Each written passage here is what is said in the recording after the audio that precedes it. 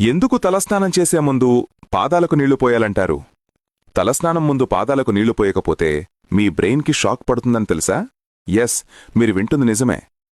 మన పెద్దలు చెప్తుంటారు, ముందుగా పాదాలు చల్లారాలి, అప్పుడే తలకు నీళ్లు వెయ్యాలి. ఇది శరీరం ఉష్ణోగ్రతను సమంగా ఉంచే రహస్యం.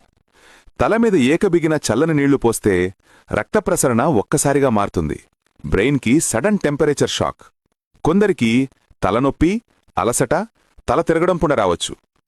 పాదాలపై నీళ్లు పోయడం ద్వారా బీపీ బ్యాలెన్స్ అవుతుంది, హృదయం ముందే ప్రీ అడ్జస్ట్ అవుతుంది. సేఫ్.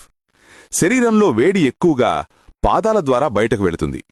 పాదాలు ముందుగా చల్లబడ్డాయంటే తలస్నానం సమయంలో పూర్తి శరీరం కూలింగ్ ప్రాపర్గా జరుగుతుంది.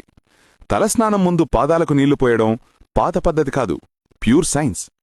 ఇలా చేస్తే శరీరం చల్లని నీటికి అలవాటు పడుతుంది, బ్రెయిన్కు టెంపరేచర్ షాక్ రాదు, డిజినెస్, మైగ్రేన్ తగ్గిపోతాయి. ఇది శతాబ్దాల ఆరోగ్య రక్షణ పద్ధతి. ఈ ఇన్ఫర్మేషన్ మీకు యూస్ఫుల్ అనిపిస్తే మన ఛానల్ని ఇప్పుడే ఫాలో చేయండి.